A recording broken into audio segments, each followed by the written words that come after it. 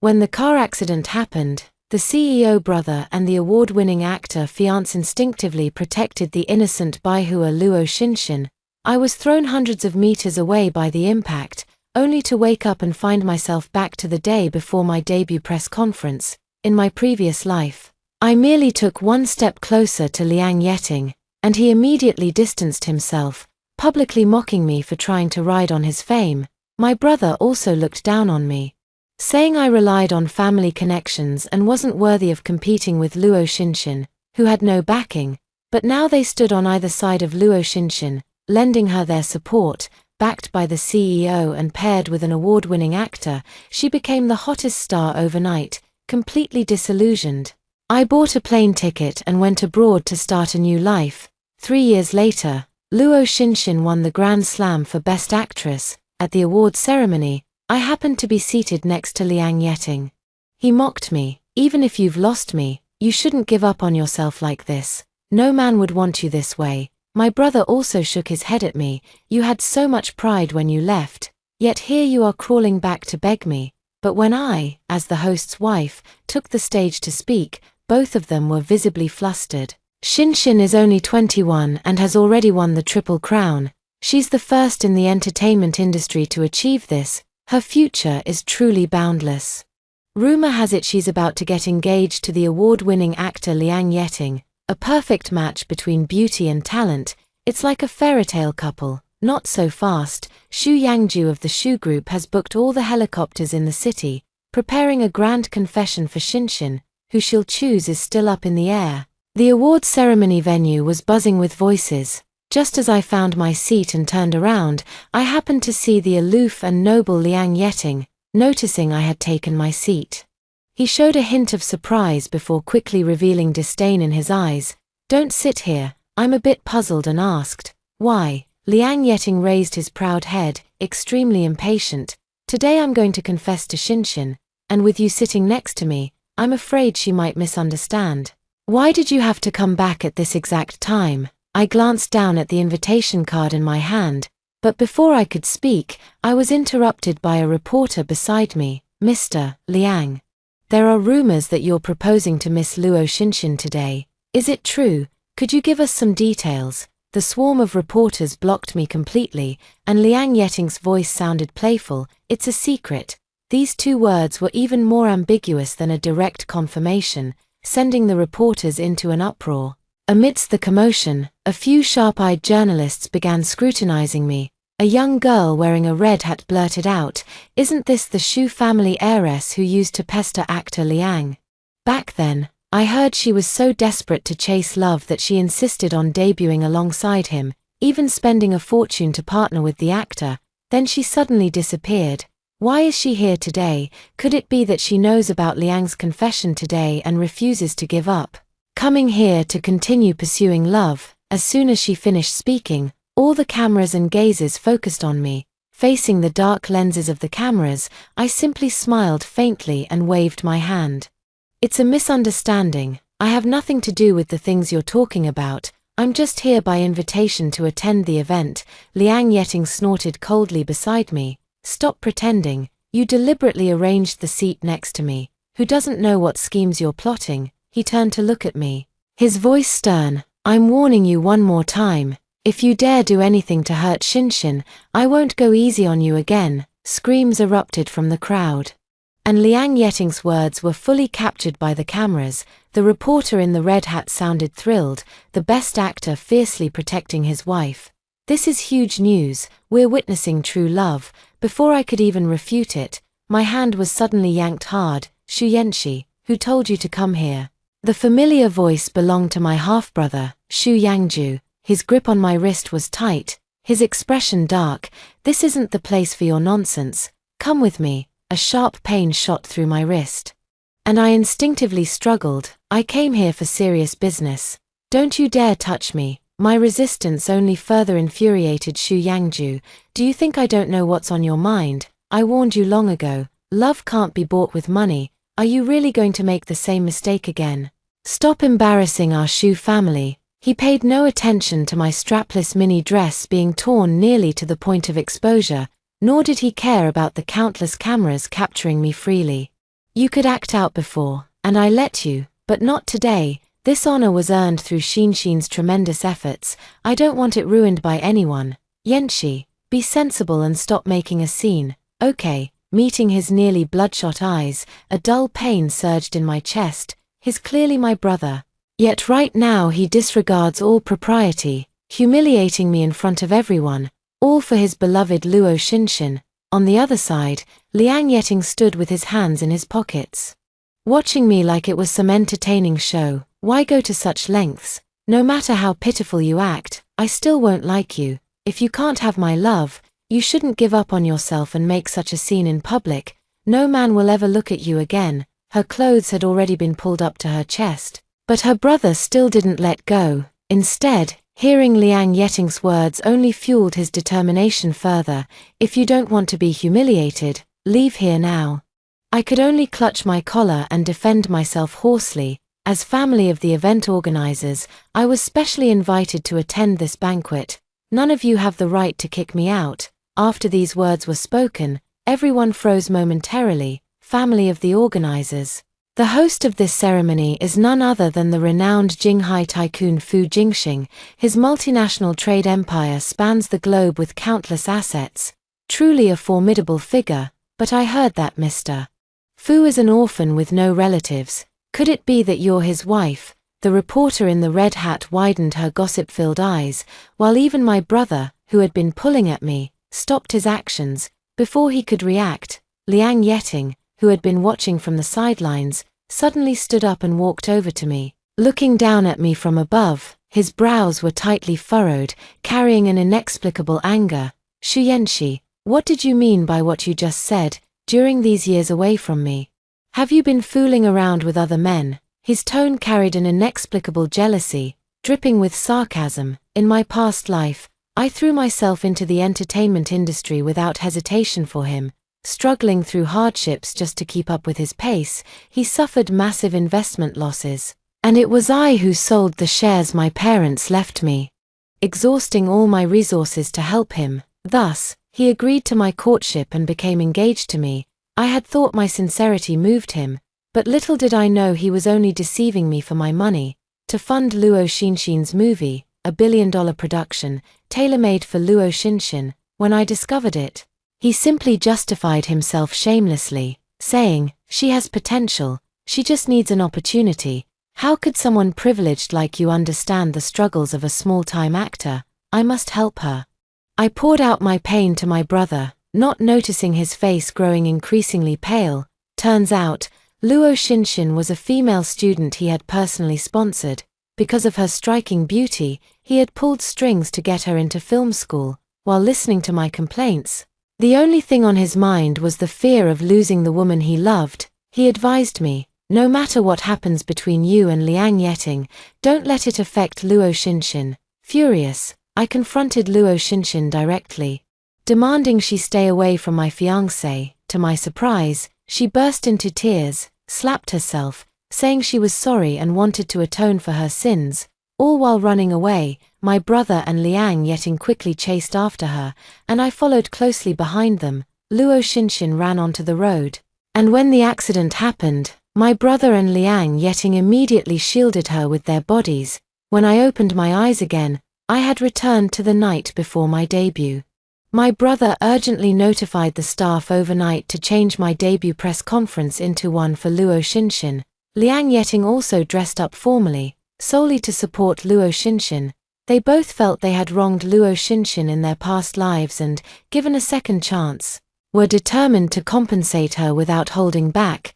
My heart turned to ashes, and I decided to go abroad alone. On the night I left home, my brother merely thought I was throwing a tantrum, playing at running away, and dismissed me with scornful mockery. The outside world isn't as gentle as you imagine. I've raised you to be too naive. It's time you went out and experienced hardship. Only then will you understand how difficult Shinshin had it before, and you won't keep targeting her in the future. I left for 3 years. Until today, when I was invited back for an event and happened to run into them, I never imagined that our reunion would be such an unbearable scene.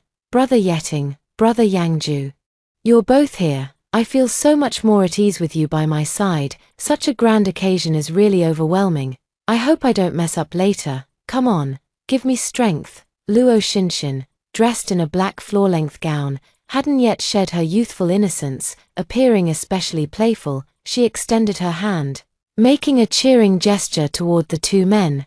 Both men's eyes lit up instantly. Liang Yeting, who had been questioning me, quickly distanced himself from me, softening his tone. You're already an award-winning actress, yet you still get so nervous. Don't worry, no matter what happens, I'll be here for you. He reached out his hand and placed it on Luo Xinshin's hand. Brother Yangju, what are you spacing out for? Come on. The addressed brother's face flushed with an unnatural blush, and his words became stammered. See coming. His gaze at Luo Xinshin was one of undisguised admiration. Recalling my past life, when I saw his note for Luo Xinshin was Little Flower. I had asked him in confusion why he used such a corny nickname. He had only chuckled softly without answering. But now I understand. Luo Xinshin is the flower he carefully nurtured. He watched her grow, bloom, and shine, becoming a dazzling star. The way he looked at her was too piercing. I couldn't help but avert my gaze. Luo Xinshin seemed unaware of my presence. After refueling, she continued talking to herself. I accidentally twisted my ankle backstage just now, but luckily someone caught me. She deliberately turned her delicate profile toward the reporter's cameras. After thanking him, I realized he was actually the mysterious investor, Fu Jinghang from Jinghai. He said I was his first leading lady at the banquet. She lowered her head shyly, her smile as picturesque as a painting, eliciting cheers from the crowd. As expected of our superstar, effortlessly winning over the tycoon of Jinghai, seems like another man is about to fall under Sister Xinshin's spell. The film emperor and the CEO must be sweating now. Exactly. If Boss Fu joins the competition, it feels like he could easily crush the other two. After all, Jinghai's international enterprise spans the globe, way bigger than Shu Corporation. If Boss Fu makes a move, the entire entertainment industry might tremble. The onlookers whispered among themselves, while the two men present grew visibly darker in expression. Xinshin, did he do anything else to you? You must keep your eyes open and recognize who truly treats you best. Liang Yeting eagerly leaned in closer. Meanwhile, his elder brother Xu Yangju watched from afar with a lonely gaze. I only wish for your happiness. After leaving these words, he turned to leave. Luo Xinshin's eyes blinked rapidly as she coyly waved her hand. What are you talking about? You're all exaggerating so much. He just helped me with a small favor. How could he possibly fall in love with me out of nowhere? As she spoke, her gaze suddenly pierced through the crowd, locking directly onto me. It's just that I happened to hear someone spreading rumors about Mr. Fu. He helped me, so I ought to repay him somehow. After all, someone of Mr. Fu's status isn't just anyone's stepping stone. Don't you agree, Sister Yanxi? Luo Xinda walked over to me triumphantly, and the cameras followed her every move. Long time no see, Sister Yanxi. Since you ran away from home 3 years ago, I've been so worried about you. I've been blaming myself. If Brother Yeting hadn't fallen in love with me and broken your heart, you wouldn't have left without a word. That's why I haven't dared to accept anyone's affection all this time. But now it's all good. I heard you've found someone new, so I can finally rest easy. She playfully winked at me, and a card slipped from her clothes onto the ground. She deliberately bent down to pick it up, conveniently revealing the contents of the business card. It was Fu Jingxing's business card. Facing the camera, she flashed an apologetic smile. Just now, Boss Fu specifically reminded me to contact him when I have time to discuss cooperation. By the way, Sister Yanxi, you just mentioned whose family member you were. All eyes turned to me, and suddenly, a burst of laughter erupted from the crowd.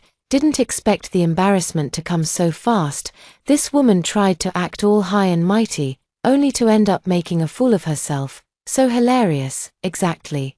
If Fu wasn't blind, there's no way he'd fancy her. In what way could she possibly compare to my Xinshin? While you're all mocking that pretentious woman, I'm the only one feeling sorry for actor Liang and President Xu, suddenly having such a formidable rival. I can't even imagine how devastated they must be. Meeting Luo Xinshin's challenging gaze, I slowly spoke up. I've made myself perfectly clear earlier. I'm here at the banquet as an invited family member of the organizers. I stared fearlessly into her eyes, and she seemed unable to restrain herself, letting out a mocking laugh. Sister Yenshi, mind your words. The host of tonight's event isn't someone ordinary you can just freeload off. Liang Yeting also stepped forward, looking at me with disgust. Shu Yenshi. I've told you before, I despise liars the most. Did you think pretending not to care would make me admire you? It only makes me dislike you even more. My elder brother Shu Yangju looked at me with a helpless expression and advised, if you don't want to disgrace the Shu family, just leave here quickly, okay? Ignoring their mockery and disdain, I calmly took my rightful seat. Soon, staff members came forward to disperse the crowd as the award ceremony was about to begin. The host stepped onto the stage and after introducing tonight's guests, suddenly shifted the tone. Tonight's award ceremony has a mysterious guest in attendance. Below the stage, those in the know had already erupted into cheers. Many of you must have already heard the news. He is none other than the organizer of tonight's event, the elusive tycoon who has never appeared in public before, Fu Jingxing. The scream almost pierced through the venue, filling everyone with curiosity about this mysterious tycoon. Suddenly, the host changed the tone of the conversation. But our Mr. Fu has a very peculiar temper. No matter how I tried to invite him, he refused to come out. Only after asking did I find out that Mr. Fu insists on being invited out by his future Mrs. Fu. The host's playful warm-up was suddenly interrupted by an inexplicable commotion from the audience. Luo Xinshin, Luo Xinshin. Soon after, many others joined in the chanting. Boss Fu's unconventional confession is truly fascinating. The future Mrs. Fu, isn't that our Xinshin? Love at first sight is so sweet. Xinshin, Xinshin. The deafening cheers from the audience drowned out any notice of the host's awkward expression. Please, everyone, calm down a little. The host kept flipping the card in his hand, as if repeatedly confirming something. Finally, with some hesitation, he continued speaking. Next, please welcome the future Mrs. Fu, Miss Shu Yenshi, to come on stage and speak. What, Shu Yenshi, is there some mistake? The audience, who had just been cheering, suddenly fell into dead silence, followed by waves of whispers. Right, didn't Xinshin just say that Boss Fu told her she was his first leading lady? That sounded like a confession was coming. How did it suddenly turn into Shu Yenshi? Maybe that wicked woman pulled some strings. Didn't you see how hesitant the host was just now? Something's definitely fishy. Was the cue card swapped? Ignoring everyone's doubts, I straightened my dress and walked onto the stage gracefully, looking at the fans below the stage who were full of malice toward me. I didn't feel the slightest bit of fear, all because Fu Jingxing had given me an overwhelming sense of security over these past 3 years. Taking the microphone, I spoke softly with a hint of amusement. I'm delighted to be invited to tonight's banquet. I never expected such a grand welcome for my first event since returning to the country. I never expected that after 3 years abroad, everyone remains completely unchanged, just as adorable as before. I shook my head slightly at Luo Xinshin, who was clenching her fists on stage, her smile frozen stiff, meeting her gaze that seemed ready to devour me whole. My voice remained calm. Tonight's award ceremony includes a special segment. That's the jury vote. Make the back-end data public and conduct a real-name vote for the nominated actors present. This will better ensure the fairness and impartiality of the awards. As soon as I finished speaking, the discussions in the audience grew louder. This is an unprecedented format. Since the establishment of this Best Actress award, the winner has always been announced directly by the judging panel. This candidate is usually predetermined well in advance. Tonight's banquet may claim to determine the Best Actress, but the winner was actually decided long ago. That's why some people have already started celebrating Luo Xinshin's victory, even though the award hasn't officially been given to her yet. But if the voting method were changed to live voting now, the predetermined candidate could very likely be replaced. Luo Xinshin couldn't sit still any longer, but to maintain her composure, she gritted her teeth and extended her hand, being the first to start applauding. The media quickly captured her action. Oh my, Xinshin is so magnanimous. Even though this situation clearly disadvantages her, She doesn't seem to care at all and was the first to applaud. That's because Xinxin's talent is strong enough.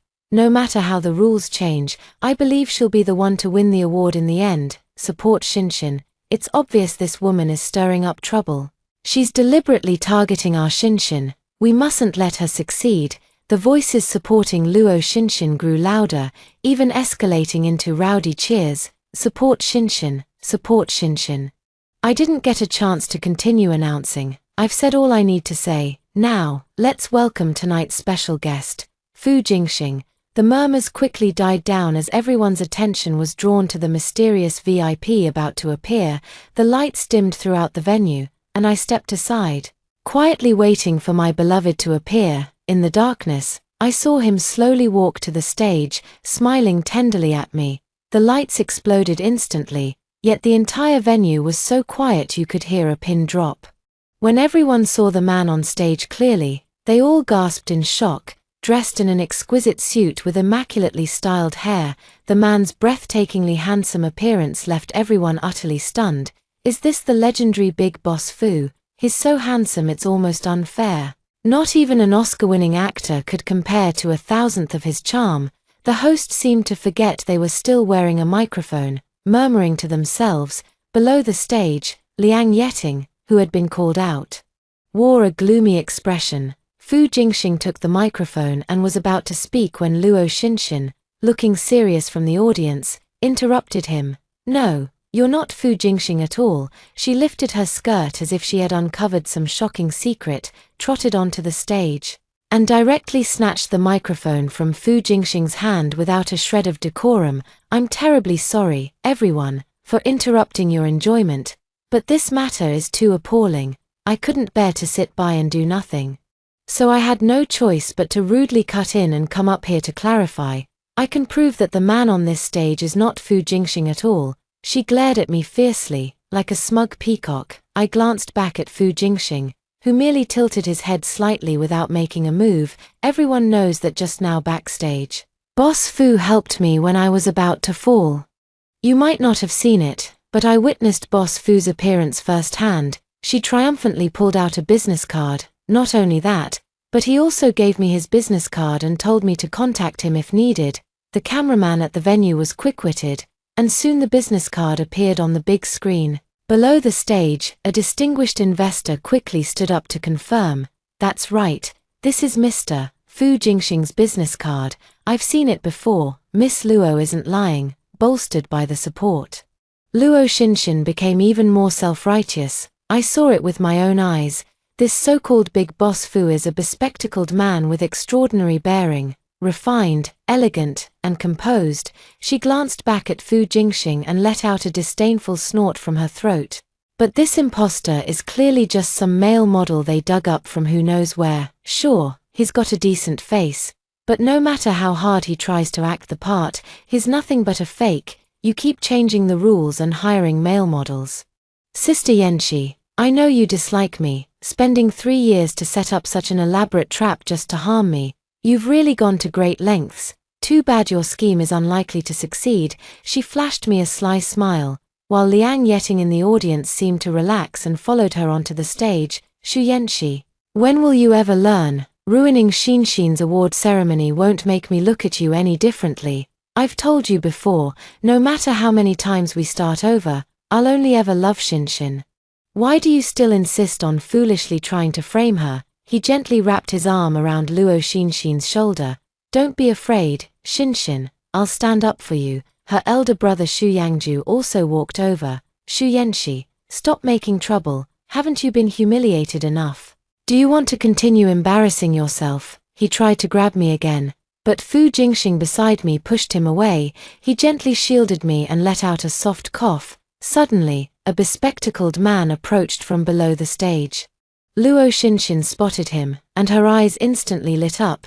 The real Boss Fu is here. Everyone, look! The spotlight instantly shone on the man with striking eyes in the audience.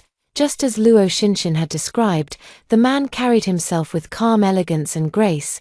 Luo Xinxin pushed Liang Yeting aside, clattered down the stage steps, and put on an exaggerated look of grievance, her voice turning sugary sweet. Brother Jingxing, These imposters were pretending to be you earlier. And I risked everything to defend your honor. Now that you're here, I can finally relax. I helped you once, and I won't let your reputation be tarnished for nothing." Luo Xinshin blinked her eyes coquettishly, but to her surprise, the bespectacled man didn't spare her a single glance. He looked up at Fu Jingxing, who remained silent on the stage, and spoke respectfully. "Mr. Fu, the overcoat you asked me to fetch earlier has been placed in your lounge." Fu Jingxing nodded and turned to speak to me. "Yanxi, I'm afraid you'll be cold. Put on your coat later." Two utterly ordinary sentences, yet they stunned everyone, both on and off stage, into complete silence throughout the entire venue, especially Luo Xinshin, who seemed to suddenly lose all strength, collapsing heavily to the ground as all color drained from her face. "No, impossible. How could she possibly be worthy of Mr. Fu?" Luo Xinshin looked at me in disbelief, her lips trembling uncontrollably. Meanwhile, Liang Yeting walked over with a furrowed brow. His tone stiff. "Shu Yanxi, is all of this true? Not some drama you orchestrated out of jealousy towards Xinshin?" I couldn't help but laugh out loud. "Liang Yeting, haven't you sobered up yet?" A trace of sadness seeped through his brows. "Are you really with this man? You said you'd love only me and wait for me forever, didn't you? Were you lying to me?" He seemed inexplicably pained, but I just felt disgusted. In my past life, I who loved him to the extreme did indeed beg him in agony. I told him, "Wait for me a little longer. I'll become better. One day, I'll be worthy of you. I'll only love you in this lifetime. Whenever you turn back, I'll always be here." From the moment he debuted, I've been wholeheartedly devoted to him, his most loyal fan. When he was sidelined and targeted, it was me fighting desperately with votes to help him overcome the difficulties. Perhaps because I witnessed his pain firsthand, I invested too much emotion in him. In my eyes, he was the superstar I had nurtured step by step. For him, I resolutely abandoned my own career and plunged into the entertainment industry, just to get a little closer to him.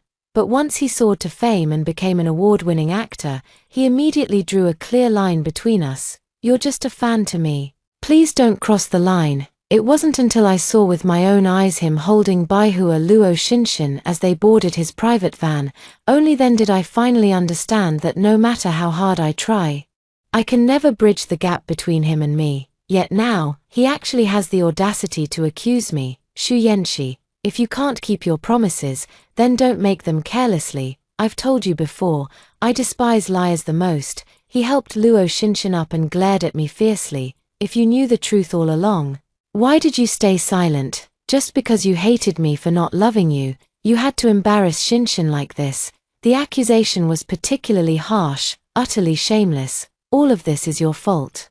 You're truly despicable." Even the usually well-mannered Fu Jingxing beside me clenched his fists. After 3 years together, I knew better than anyone how gentle this man's temper was. After giving up and flying abroad, I returned to my old profession and became a psychologist. It was through this opportunity that I met Fu Jingxing, who was suffering from severe depression. Beneath the mysterious exterior, he was merely a young man driven to despair by the entanglements of family strife.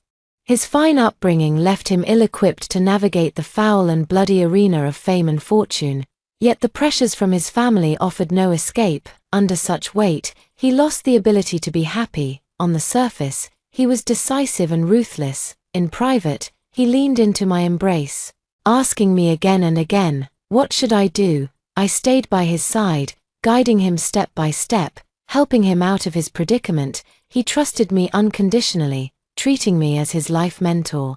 Now that I'm being humiliated, he merely raises his hand slightly, and the security guards swarm forward. When Liang Yeting was being dragged away, he struggled in disbelief. "On what grounds are you touching me? Tonight is Xinshin's event. Without me protecting her, she'll definitely be bullied." Fu Jingxing, "You've misjudged the person. You have no idea what a vicious woman stands beside you. She's trash I discarded, yet you treat her like treasure. Your judgment is truly lacking."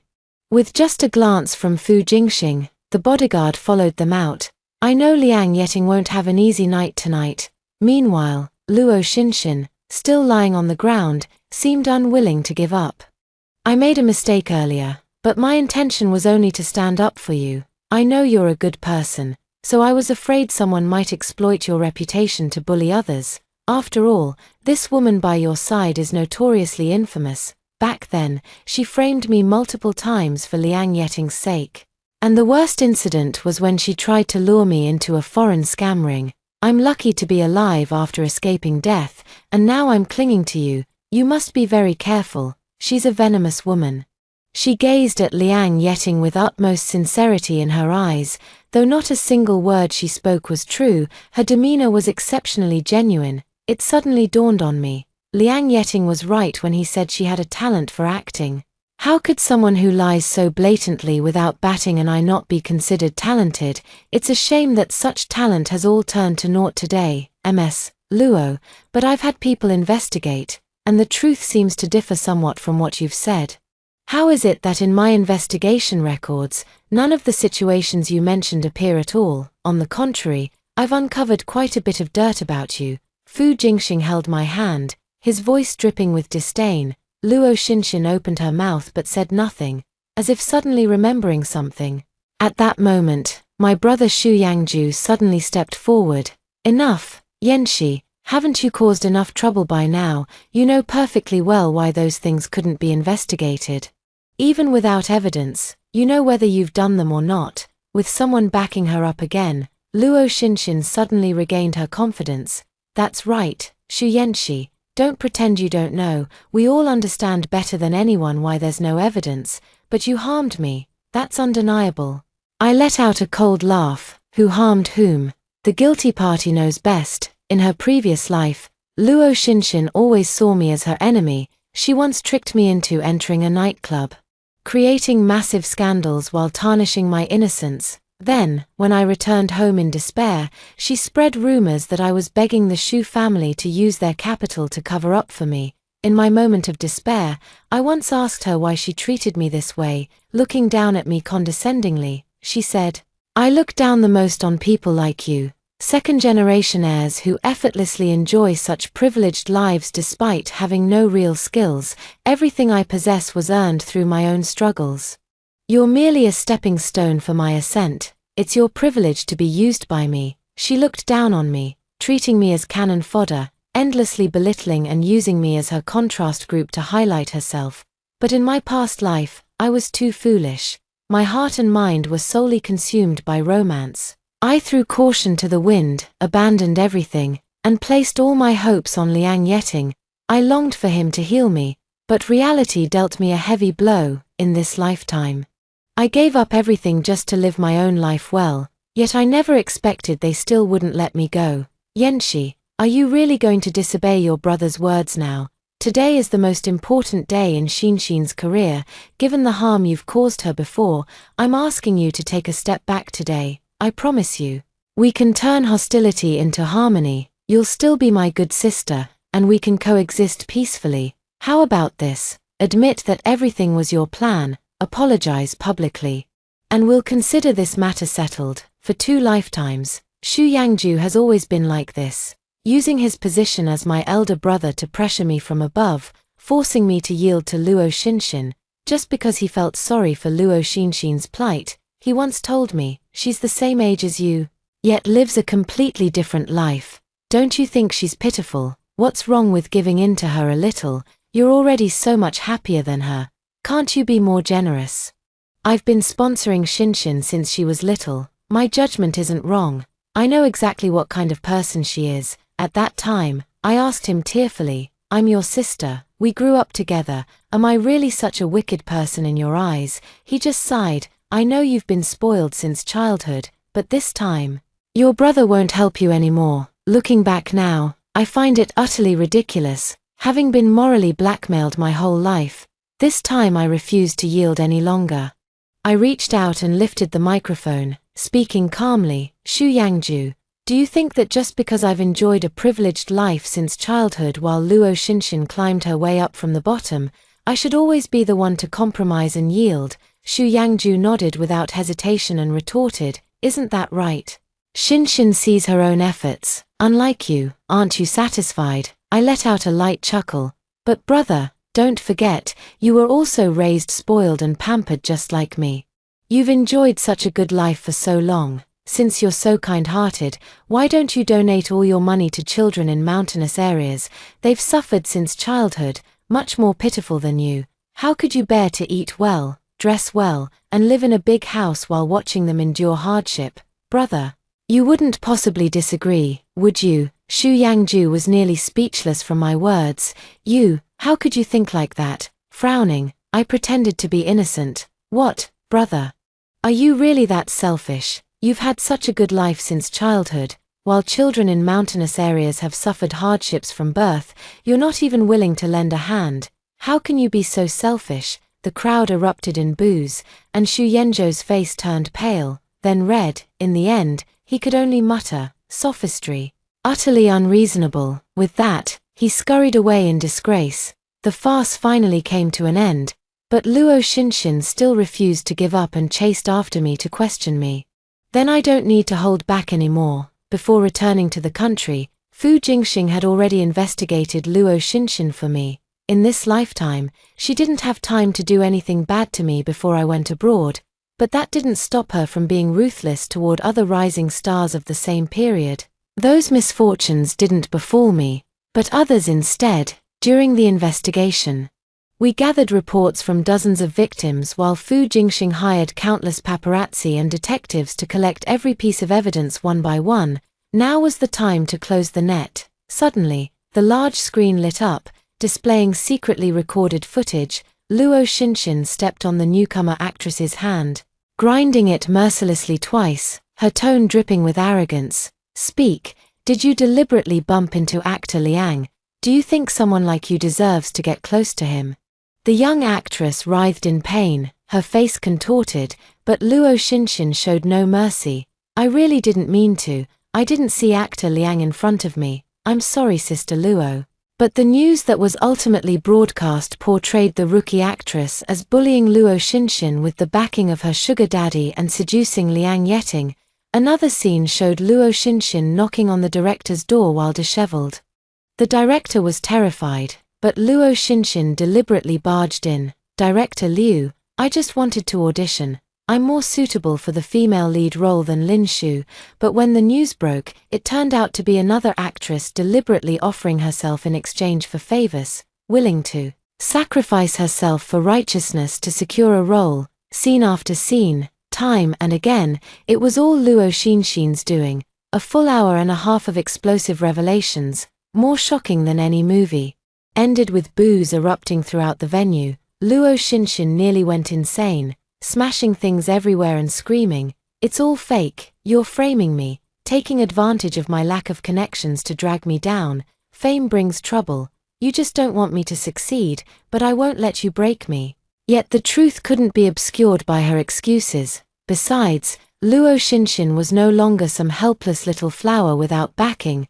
She abused her power and had become capital. Immediately after, those she had bullied came forward one by one from backstage, lining up neatly to accuse her. Under their barrage of accusations, Luo Xinxin no longer had the strength to resist. In the end, she was taken away by the police for investigation on charges of intentional harm. The farce came to an end, and Fu Jingxing held my hand as we stepped off the stage. I never expected Liang Yeting to suddenly chase after me with reddened eyes. "Xu Yanxi, look at me seriously, look into my eyes and tell me.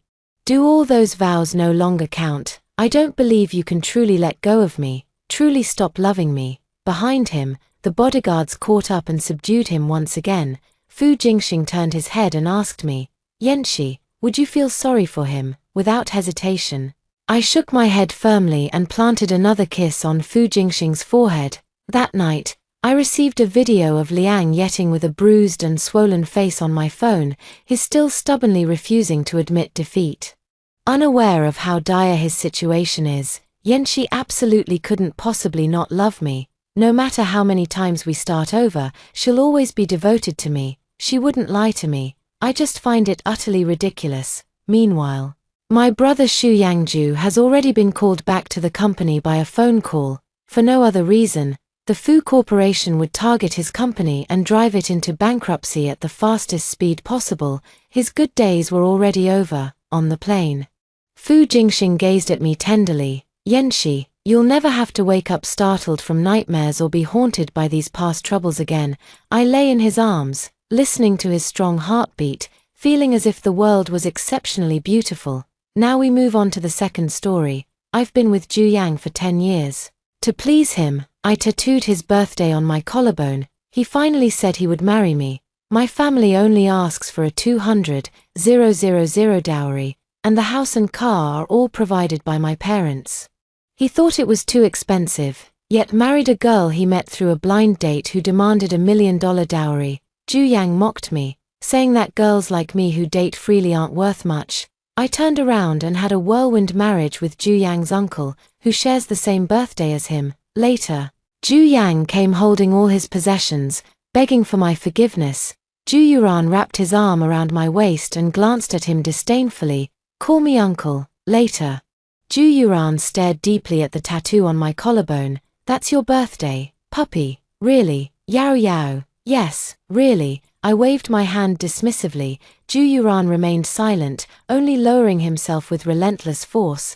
The day Zhu Yang said he would marry me, I clutched my phone and paced around the living room 3 times. Though there was no grand proposal, I was already content. I thought our relationship had finally reached a new milestone, watching my joyful expression. My mother wiped away tears while murmuring, as long as Yao Yao is happy, we won't ask for anything more.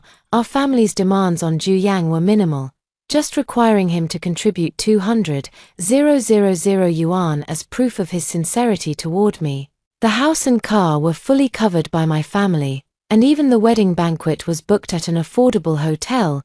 Zhu Yang agreed readily at the time, deciding to get married on Valentine's Day, but 3 days later, he sent a text message, "Let's break up. I'm getting married." These words struck like a bolt from the blue. I stared at my phone in disbelief at the text message. I kept checking the words before my eyes, making sure I hadn't misread them. I kept calling Zhu Yang, but all I got in response was the cold, mechanical voice of a woman. That girl was someone he met through a blind date, 8 years younger than him, opening with a demand for $1 million, plus a fully paid apartment downtown.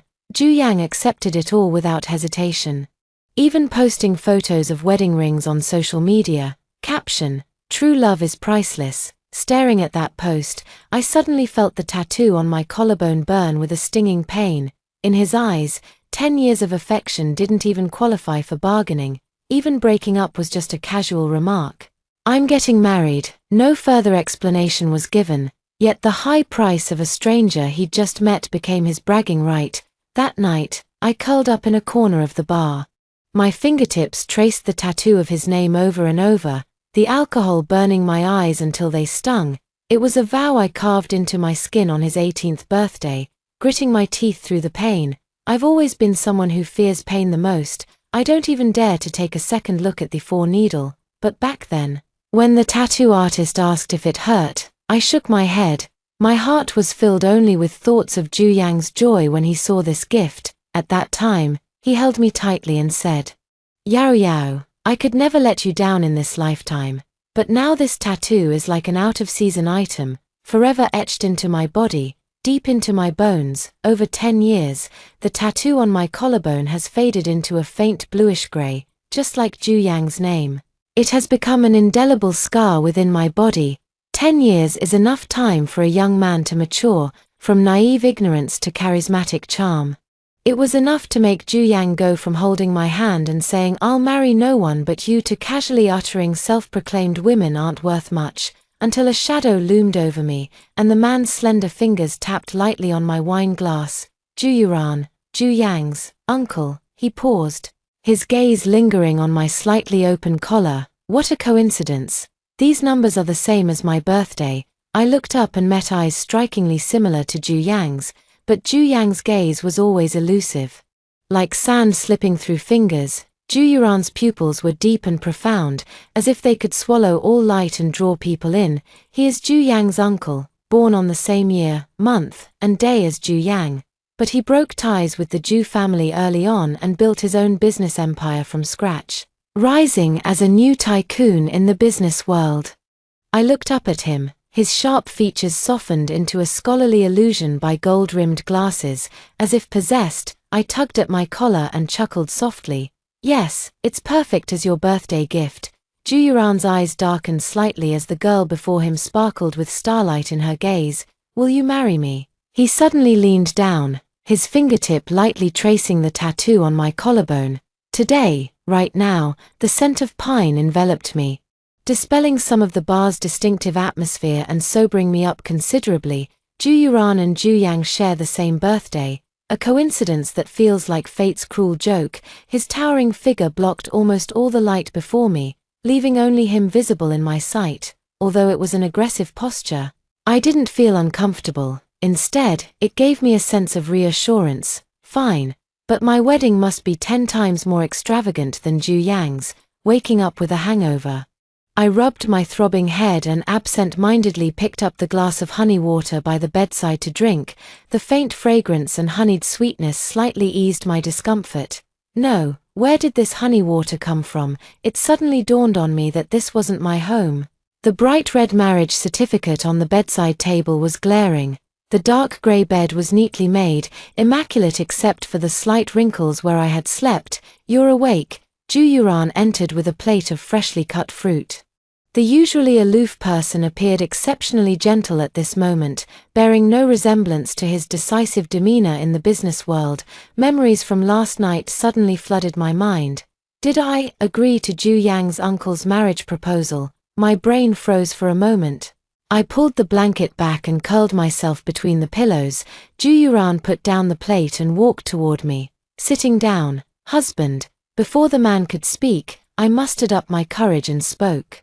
Ju-Yuran was somewhat surprised and raised an eyebrow. The corners of his lips curled into an amused smile. Oh, I won't go back on my word, I quickly added. I looked directly at Ju-Yuran, who was mere inches away from me, feeling my cheeks begin to flush subtly. This man's face is absolutely flawless. Even this close, not a single flaw can be found. Then can I fulfill my marital duties? Ju-Yuran's attractive thin lips came closer and closer to mine, almost touching them. I instinctively closed my eyes, my nose filled with the pleasant scent of pine. After waiting for a long time without feeling anything, I opened my eyes only to see Ju-Yuran still maintaining this distance. But his eyes were filled with something I couldn't decipher. He continued to move closer, turning his head slightly. Gently kissing my eyes, he said hoarsely, "Honey, it's time to get up for breakfast." My face instantly turned bright red, and I buried my head under the blanket. I am a wedding dress designer. To wear the dress I made myself and appear before Ju-Yang on Valentine's Day. I've pulled several all-nighters, all just so he could see me at my most beautiful. But now, the unfinished wedding dress resembles the incomplete ending between Ju-Yang and me. Is anyone there? A sudden voice interrupted my contemplation. The newcomer looked very young, charming, and adorable, with a man beside her carrying several shopping bags. Welcome. The man before me turned out to be Ju-Yang, and I was momentarily speechless. Ju-Yang seemed not to see me, brushing past me directly as he led his bride-to-be to prepare wedding supplies and a wedding dress. Yet he knew full well this was my shop, and still insisted on bringing her here. It's been 10 years. From 18 to 28, I was like a domesticated dog, stumbling clumsily after Ju-Yang's shadow. He likes long, straight black hair, so I haven't dyed mine for 10 years. His stomach is sensitive, so I woke up at 4 a.m. to cook porridge and deliver it to his office. He thought my skirts were too flashy, so I only wore dull grey sweaters. When he finally said he wanted to marry me, I nearly knelt before my parents begging them to relent. No house or car needed. The bride price is only 200,000, even begging her mother to sell the family heirloom jade bracelet to add to the dowry. Yet the girl before me wore a short skirt and had bold, exaggerated hair color. Every gesture exuded flamboyance, yet Ju-Yang still gazed at her with a smile, his eyes filled with a doting affection I had never seen before. The glaring scene sent waves of sharp pain through my heart. Even though I already knew, the pain was still unavoidable. The boy who belonged to me had long since turned to ashes over the past 10 years. Ning Yao, design the best wedding dress for Yeye. I'm going to marry her on Valentine's Day. Ju-Yang spoke to me as if it were the most ordinary thing. Just like ordering me to cook or sweep the floor at home. Do you know each other? Lin Yu's puzzled gaze shifted between me and Ju Yang. Just a friend. Ju Yang wrapped his arm around Lin Yu, his tone ambiguous. What style do you like, honey? I want a fishtail hem with fringe, and the top should. Lin Yu chattered away with her requests, while Ju Yang remained adoringly patient, showing not a hint of impatience. I've also begged Ju Yang to go shopping with me. But he always says it's a woman's activity and not interesting at all. After I finished taking Lin Yu's measurements, she suddenly spoke up. Isn't my husband good to me? I lowered my head in agreement while jotting down the numbers in my notebook. I heard he has an ex who's been pestering him for 10 years. Girls these days, if they don't respect themselves, they're worthless. My pen paused mid-stroke, but I still didn't look up. Yeah, no self-respect. When I got home, Mom saw how exhausted I looked and prepared a bowl of calming soup for me. Yao yao, don't overwork yourself for the wedding banquet. Take care of your health too. Just leave it to Ju Yang. I froze, unsure how to respond. I didn't know how to tell Mom that Ju Yang was already married, just not to me. Nor did I know how to tell her that I was already married too, to Ju Yang's uncle. There's been too much going on these days. I'm really overwhelmed. Okay, Mom. I pushed Mom out of the room and collapsed onto the bed. I need some rest. The soft bed sent me straight to sleep.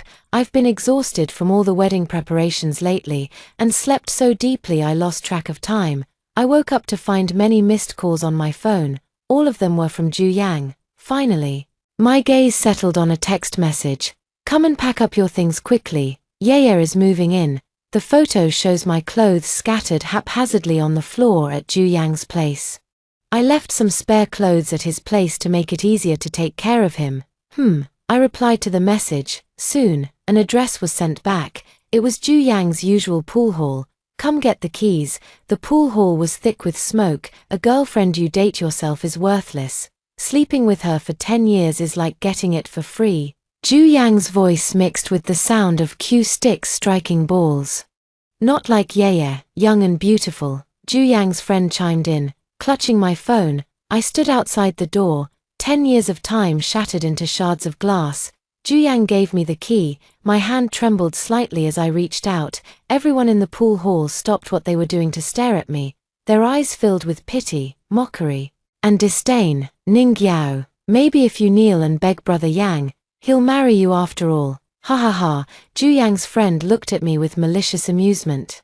Laughter erupting all around. Ju Yang remained silent, simply leaning over Lin Yu at the pool table to teach her how to play. He whispered techniques to Lin Yu, completely ignoring my presence. Ju Yang, give me the key. I spoke again, my hand stretched out straight in front of Ju Yang. Ju Yang suddenly straightened up, his cue slapping onto the pool table with a sharp crack, sending a red ball rolling into the corner pocket. He stared at the rolling ball, his lips curling into a mocking smirk. Turning toward me, the silver chain around his neck flashed a cold gleam. Know why I married her and not you? His alcohol-laden breath hit my face. She asked for 500,000 because she's worth 500,000, but you. He pressed his fingertip heavily on the tattoo on my collarbone. No one would want you even if you paid them. The pain made me step back half a step, only for my lower back to collide with the cold pool table. Ju Yang took advantage of the moment to lean in, the cue stick forming a cage behind my waist. This position was once a flirtatious game during our passionate love, but now it had become a tool for public humiliation. His thumb rubbed against the tattoo on my collarbone, as if wiping dust off a counterfeit piece. Get it removed tomorrow, you hear? It looks unlucky. The last word was punched back into his throat. Ju Yang staggered, knocking over the triangular rack, and colorful billiard balls clattered across the floor. Ju Yuran shook his right hand, the hem of his black coat still carrying the chill from outside. He wore silver-rimmed glasses today, yet his gaze behind the lenses was sharper than the neon lights of the pool hall. Yuan, uncle. Ju Yang covered his nose, blood dripping from between his fingers onto his white shirt. Before anyone noticed, Ju Yuran had appeared behind him. He took off his coat and wrapped it around my trembling shoulders. Ju Yuran ignored him, turned around, and used the handkerchief from his suit pocket to wipe the bloodstains from my collarbone. The warmth of his fingers seeped through the silk, burning into my skin. Uncle, what do you mean? Ju Yang struggled to get up. This is between Ning Yaro and me, now it's my business. Ju Yuran pulled out a dark red marriage certificate from his inner pocket and flicked it onto the pool table with 2 fingers. The golden double happiness character on the cover reflected light under the neon sign. Like a slap across Ju Yang's face, in the dead silence, Ju Yuran wrapped his arm around my waist and led me toward the door. After returning home, Ju Yuran suddenly pressed me against the car seat and kissed me deeply. His lips brushed over my blood-stained collarbone, leaving red marks on the tattoo. Plum blossoms bloomed one after another across my chest. I tilted my head back, forced to endure. Ju Yuran's grip on my wrist was so tight it felt like he wanted to melt me into his body. It hurts. I struggled slightly, but my voice shattered in my throat as his knee suddenly pressed against me. His leg wedged between my knees, his black coat pressing down with the scent of cedar and tobacco, mingled with the sharpness of whiskey, making my eyes burn. Now you know it hurts. His thumb pressed heavily against my collarbone, where Ju Yang's blood from the pool hall still lingered. Why didn't you curse when Ju Yang humiliated you? I tilted my head to avoid his touch. Ju Yuran pinned me against the floor-to-ceiling mirror. His body temperature was scorchingly hot, yet his lips pressed coldly against my collarbone. His thumb traced the tattoo on my collarbone as if polishing a dusty counterfeit. Go wash it tomorrow, you hear me? It's bad luck. The last word was punched back down his throat. Ju Yang staggered, knocking over the triangular rack, sending colored billiard balls clattering across the floor. Ju Yuran shook his right hand, the hem of his black coat still carrying the chill from outside. He wore silver-rimmed glasses today, but the gaze behind the lenses was sharper and colder than the neon lights of the pool hall. Little uncle. Ju Yang covered his nose, blood dripping from between his fingers onto his white shirt. At some point, Ju Yuran appeared behind me. He took off his coat and wrapped it around my trembling shoulders. Ju Yuran ignored him, turning instead to wipe the blood from my collarbone with a handkerchief from his suit pocket. The warmth of his fingers seeped through the silk, burning into my skin. What do you mean, uncle? Ju Yang struggled to get up. This is between Ning Yaro and me, now it's my business. Ju Yuran took out a dark red marriage certificate from his inner pocket and flicked it onto the pool table with 2 fingers. The golden double happiness character on the cover reflected under the neon lights. Like a slap across Ju Yang's face, in the dead silence, Ju Yuran wrapped his arm around my waist and led me toward the door. After returning home, Ju Yuran suddenly pinned me down in the car and kissed me deeply. His lips brushed over my blood-stained collarbone, leaving red marks on the tattoo. Tiny plum blossoms bloomed on my chest, one after another. I tilted my head back, forced to endure. Ju Yuran's grip on my wrist was so tight it felt like he wanted to meld me into his body. It hurts. I struggled slightly, but my voice was shattered in my throat by his knees suddenly pressing against me. He wedged one leg between my knees, his black overcoat pressing down with the scent of cedar and tobacco, mingled with the sharpness of whiskey, making my eyes burn. Does it hurt now? His thumb pressed heavily against my collarbone, where Ju Yang's blood from the pool hall still stained my skin. Why didn't you curse when Ju Yang humiliated you? I turned my head away, avoiding his touch. Ju Yuran pinned me against the floor-to-ceiling mirror. His body temperature was scorchingly hot, yet his lips pressed coldly against my collarbone. That's your birthday, puppy. As if possessed, I blurted out those words. His movements froze abruptly, and a storm instantly brewed in his eyes. Really, Yao Yao? He gripped my waist with such force it felt like he might crush my bones. My reflection in the mirror showed disheveled long hair, the tattoo on my collarbone rising and falling with each panting breath, like a vicious wound. Ju Yuran suddenly turned fierce, biting that patch of skin and muttering indistinctly, "Liar, it hurts," but this pain paled in comparison to even a fraction of what I felt when Ju Yang turned away. I tilted my head back, staring at the swaying crystal chandelier on the ceiling, the tears sliding from the corners of my eyes scalding hot. The neon lights of the pool hall cast shadows over Ju Yang's head, his grip on the cue tightening until veins bulged and his knuckles turned white from exertion.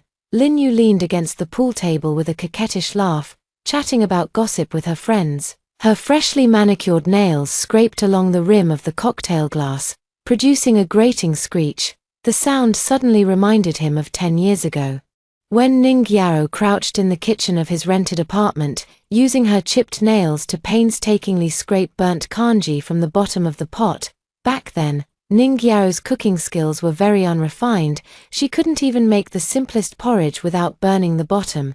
To cheer Ning Yao up, I would always gulp down the burnt porridge in one go. Later, Ning Yao's cooking skills improved without her realizing it, and she never burned anything again. Brother Yang, it's your turn to break. The urging of his dubious friends drifted over with the smell of cigarettes, but Zhu Yang stood frozen in place, unmoving. When Lin Yu approached in her stilettos, he caught the overpowering scent of black opium perfume on her.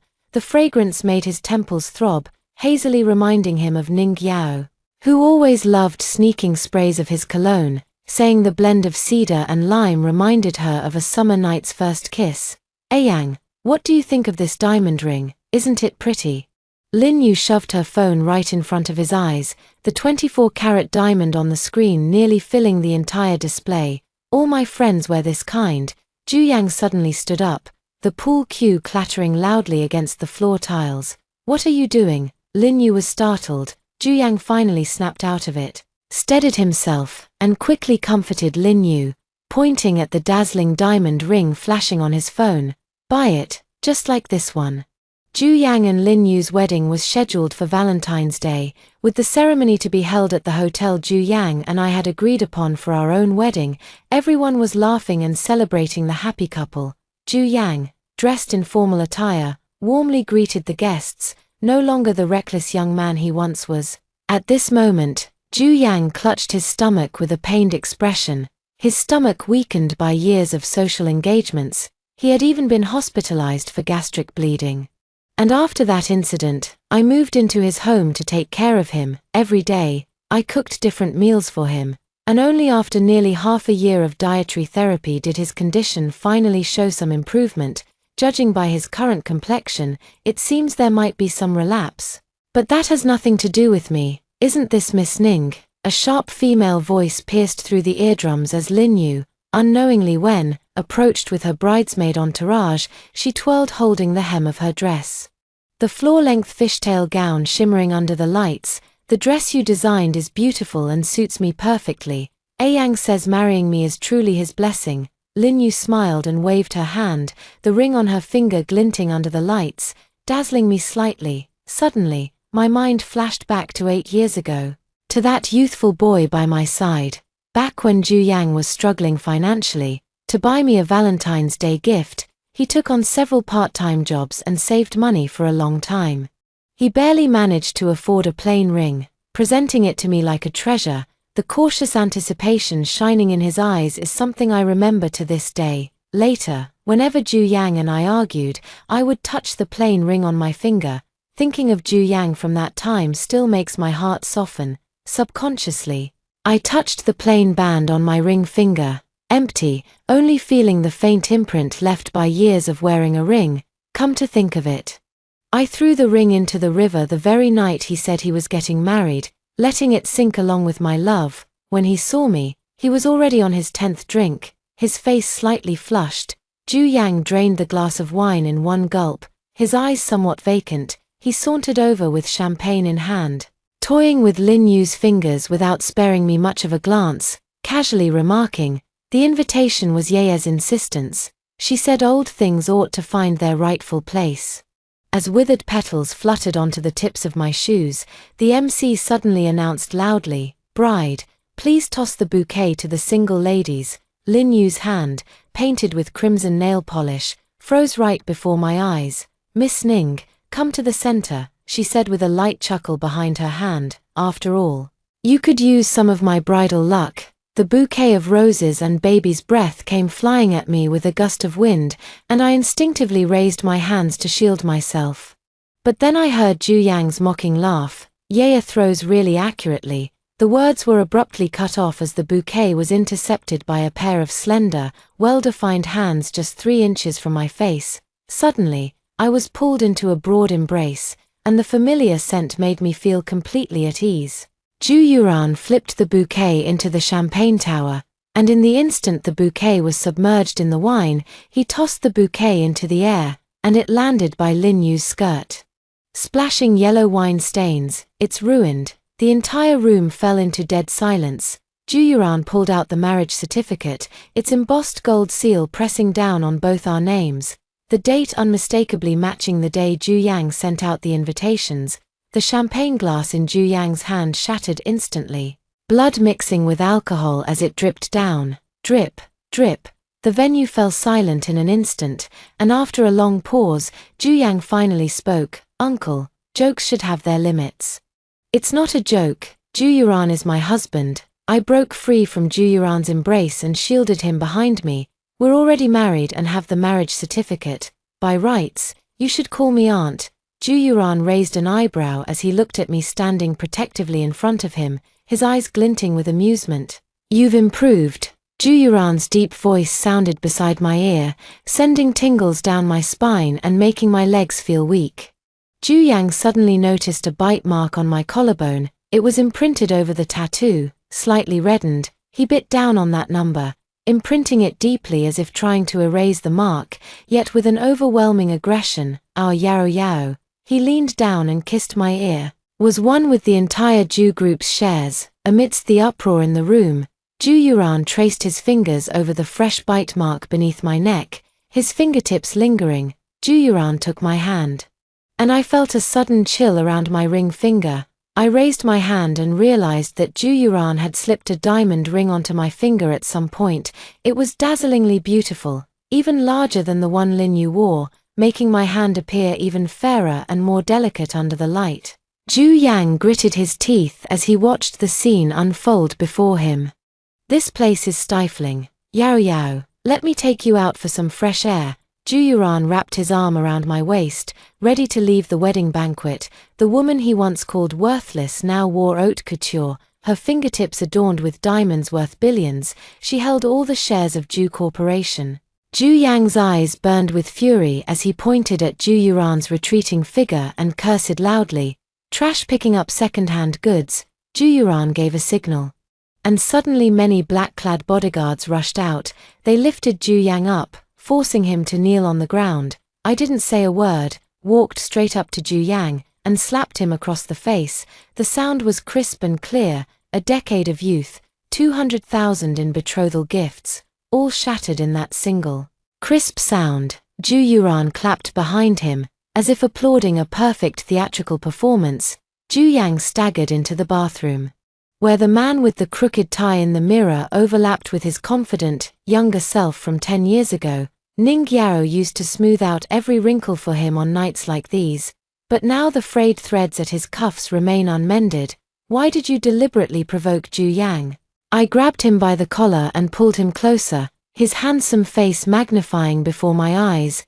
The air, mingled with the scent of pine, instantly enveloped me. He loosened his tie, revealing the tattoo beneath his collarbone that mirrored mine, freshly inked this morning. The numbers glowed red, faint traces of needle marks still visible beneath a layer of transparent cling film. It was my birthday. I leaned back against the wardrobe, the metal handle digging painfully into my spine. Ju Yuran lowered his head, drawing closer to me until the air grew thin. "You said you wanted to see him trampled by the person he despised most." His kiss cut off the end of my sentence. The kiss carried the metallic tang of blood and the bitterness of whiskey. His hand gripped my waist, pulling me closer to him, our bodies pressed tightly together, the locker room mirror reflecting our entwined figures.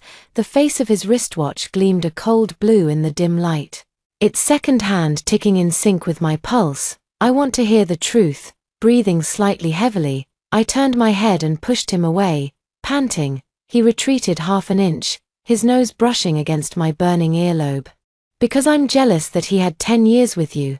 The scalding breath made my ears tingle with numbness. Ju Yuran's voice was heavy and slightly trembling, enunciating each word as if venting all his anger. I gently caressed Ju Yuran's face, my fingertips tracing downward from his brows until they finally rested on his abdomen. "Now you have me for a lifetime." His pupils suddenly contracted, and he suddenly smiled as he lifted me onto the shelf, the black trench coat brushed against my calves. Tickling me and making me instinctively shrink back, he leisurely unbuttoned the third button of my shirt, his lips murmuring against my collarbone, "Mrs. Ju, get ready." Ju Yang's newlywed life began to crumble right from the honeymoon phase. On the third day of marriage, Lin Yu demanded that all the betrothal gifts be transferred to her personal account. She was obsessed with flaunting luxury goods on social media, yet couldn't be bothered to make him a simple hangover soup. Returning home late from a business dinner, Ju Yang collapsed onto the cold, empty living room carpet, found Lin Yu livestreaming herself unboxing her newly arrived Hermes package. On the kitchen stove sat a long cold takeout box, its grease congealed into waxy yellow clumps. He suddenly remembered a rainy night when he was working overtime. Ning Yao had waited in the office lobby for 4 hours, clutching a thermal container, when she lifted the lid. The yam and pork rib porridge was still bubbling hot, and now, as he crouched by the smart toilet retching, Lin Yu's coquettish complaints slipped through the door crack. "Honey, this crocodile skin Birkin bag requires a purchase quota of 700,000.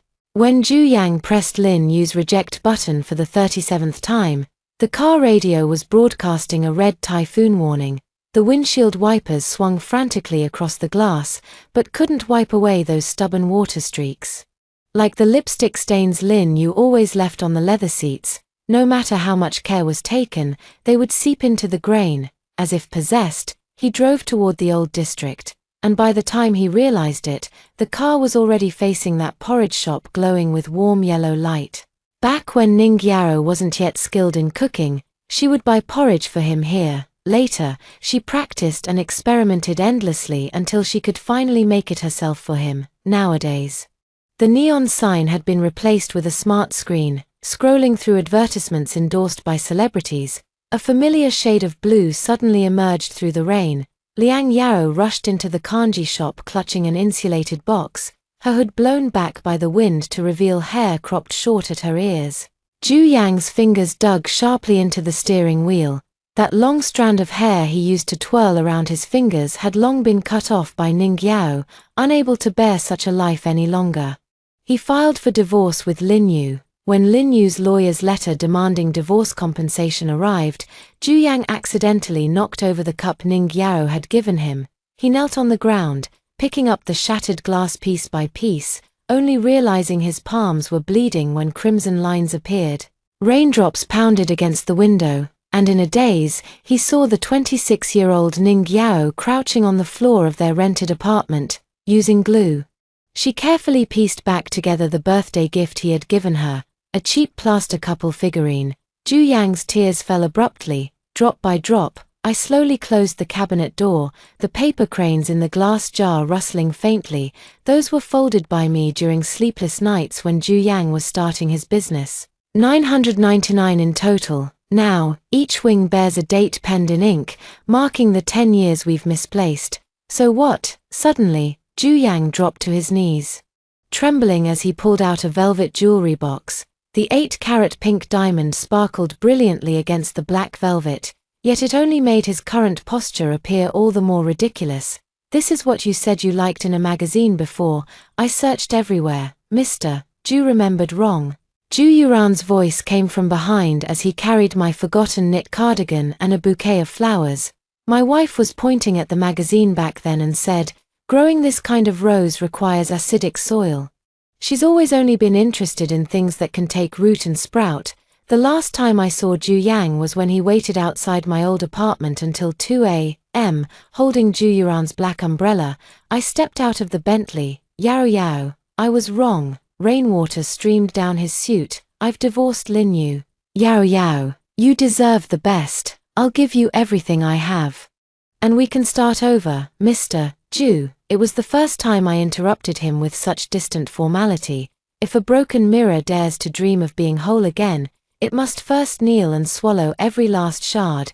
Ju Yang was speechless, momentarily unable to utter a sound. Ju Yuran led me upstairs. It was only later that I learned Ju Yang had stood outside my building the entire night.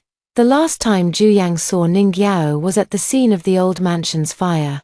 Lin Yu set his house on fire in a fit of rage after he froze her account. Amid the roaring sirens of fire trucks, he frantically dug through the charred ruins. Finally, amidst the wreckage, he found half of a melted silver chain. Suddenly, the memory of Ning Yao squatting in front of the jewelry store counter, carefully comparing the price difference between gold and pure silver, became painfully vivid. "Watch out!" A familiar cry of surprise rang sharply in his ears. Zhu Yang turned around, just in time. Ning Yao lunged forward to shield the child who was nearly crushed by the falling beam. A few strands of her hair were singed at the ends, but she held the child tightly in her arms. Zhu Yuran strode over and wrapped an arm around her shoulder. As they bent down to check the child's injuries, Zhu Yuran's collarbone revealed a matching tattoo. Like symbiotic flowers, the moment the fire hose erupted in a torrential spray, Zhu Yang finally saw the truth behind this decade-long dream. He had lost the only girl who would wipe away his wine stains, remember his stomach medication dosage, and even choose hypoallergenic materials for silver chains. Yet he smugly believed he'd made the shrewd choice by picking the higher-priced counterfeit. Suddenly, he understood Ning Yao's words after she got her birthday tattoo all those years. Some marks take a lifetime to prove whether they're worth it. The most expensive thing was never the bride with a price tag, but the fool who was willing to grind her youth into gold dust to outline his future. End of main text. Zhu Yuran's perspective. The first time I saw Ning Yao was in the surveillance footage at the Zhu family's old mansion. That day, the old man was furious because Zhu Yang had once again spent the night at a hotel with dubious friends. I leaned back in the swivel chair of the surveillance room with a cigarette dangling from my lips, watching 18-year-old Ning Yao squat on the back kitchen steps on the screen, holding a bowl of steamed egg custard to coax the sulky Zhu Yang. Her neck was as slender as a willow branch in early spring, her collarbones still bare. "Without that damned tattoo she'd get later. How long are you going to watch?" the security captain asked, wiping sweat from his brow. I didn't answer, rewinding the footage to 3 minutes earlier, when Zhu Yang had flipped over the porcelain bowl. The girl's first instinct was to reach out and catch the steaming egg custard. The broken porcelain shards cut her hand, blood droplets staining her pale blue skirt into a few crooked plum blossoms. Later, I rented an apartment across from her bridal shop. She always smiled at everyone, genuinely sharing their happiness for marriage. At this moment, I was wondering what she would look like wearing the wedding dress she designed herself, on the day we finally met face to face. I deliberately knocked over the chicken soup she had made for Zhu Yang. When the scalding soup spilled onto my wrist, I saw her pupils shrink abruptly, just as they had when she caught the steamed egg custard years ago. "Let me take you to the hospital." Her fingers trembled as she clutched the burn ointment. Yet she forced herself to appear composed. I stared at the unhealed needle marks near her collarbone and suddenly burst into laughter. It was 3 days after Zhu Yang's birthday. The bruised ink beneath her skin looked painfully conspicuous, so I pretended it was my birthday instead. The moment I truly decided to marry her was when I saw Zhu Yang embracing Lin Yu while picking out wedding rings at the jewelry store. The rain poured relentlessly outside the glass window as Ning Yao huddled in the restaurant, clutching a stack of wedding plans. Her phone screen flickered intermittently, filled with unread messages all sent to Zhu Yang. The topmost message read, "Don't drive in the typhoon. I've called a designated driver for you." When I found her, she was drowning her sorrows in alcohol, with 4 or 5 empty bottles scattered at her feet. I couldn't resist bringing up marriage, and the moment I said it, I regretted it, feeling like I was too impulsive. Fortunately, she was impulsive too and actually agreed to my proposal, but it still wasn't formal enough. I need to give Yao Yao a more grand proposal. The next morning, afraid she might be scared seeing me, I practiced outside the door for a long time how to bring it up. At the last moment before entering, I still clumsily asked if she wanted something to eat. Luckily, she didn't change her mind. On our wedding night, she was stumbling drunk, yet she still remembered to replace my antidepressants with vitamins. By the time I came to my senses, I'd already pinned her down on the contract drafts scattered across the floor. Her wrist turned slightly purple from my grip, yet she tilted her head up and bit my lower lip until it bled. "Zhu Yuran, your heartbeat is so loud." Later, at the wedding, when Lin Yu tossed the bouquet, I watched her pale profile through the crowd. The reflections from the champagne tower danced over the tattoo on her collarbone, where the numbers that belonged to me were devouring Ju Yang's traces. Last night she curled up asleep on the windowsill, still clutching Ju Yang's letter of repentance in her palm. As I pulled out the letter, she suddenly murmured in her sleep, "You ran. The medicine is in the left drawer." Now she turns over, resting her head on my arm. That girl who barged into my life 10 years ago taught me what love is. At last, I have Ning Yao. And at last, Ning Yao has me for a lifetime. My Yao Yao always deserves the best. That's all for today's story. If you enjoyed this video, please give it a like and subscribe. If you have any suggestions, feel free to leave a comment below. See you in the next video.